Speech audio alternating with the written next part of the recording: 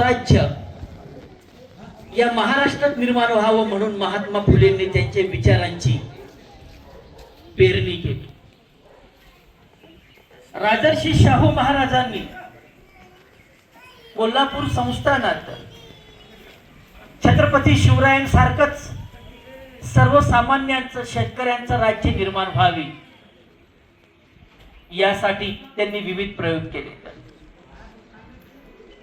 छत्रपती शिवाजी महाराज, महात्मा फुले आणि राजर्षी शाहू यांच्या कार्याची संचित म्हणजे डॉक्टर बाबासाहेब आंबेडकर. डॉक्टर बाबासाहेबांच्या जीवनात त्यांनी अनेक अशा खास्ता खाल्ल्या, परंतु त्यांच्या या खास्तांवर त्यांनी मात केली आणि आपल्या कार्याचा एक वटवृक्षच डॉक्टर आंबेडकरांनी निर्माण केला. ते एक उत्कृष्ट पत्रकार होते.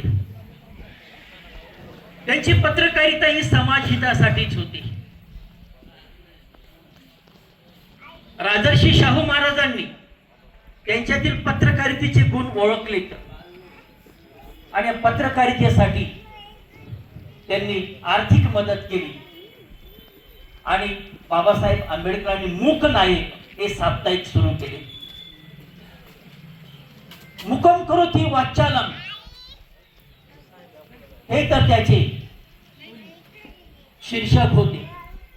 आणि मुका झालेला जो समाज होता, जो अन्याय सहन करत होता, या समाजाच्या या समाजात त्यांनी पत्रकारितेच्या माध्यमातून जागृती निर्माण केली. अलीकडच्या काळातच कोलंबिया विद्यापीठातील कुलगुरूंनी एक समिती नेमली आणि या समितीला सांगितलं की आपलं एक विश्वविख्यात विद्यापीठ आहे, या विद्यापीठातील जगातील जे महान विद्वान आहेत, या महान विद्वानांची 100 विद्वानांची यादी करा. आता या समितीसमोर एक प्रश्न निर्माण झाला की 300 वर्षाचा इतिहास शोधायचा आणि 100 महान अशा प्रकारच्या विद्वानांची यादी करायची. तरी समिती कामाला लागली आणि काही दिवसांचा अवधी घेतला आणि 100 विद्वानांची यादी कुलगुरूंसमोर सादर केली. कुलगुरूंना खूप आनंद झाला की माझ्या विद्यापीठातून 100 विद्वान विद्यार्थी बाहेर पडले आहेत. परत समितीला बोलावलं आणि सांगितलं आता असं करा, 100 मधून विद्यार्थी शोधण्यासाठी इतके कष्ट घ्यावे लागले, आता 10 विद्यार्थी शोधायचे.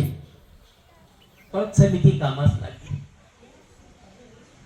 10 विद्यार्थी शोधून काढले. कुलगुरूंना परत आनंद झाला की 10 विद्यार्थी हे माझ्या विद्यापीठातून शिकून बाहेर गेले आहेत आणि ते जगातील महान विद्वान आहेत.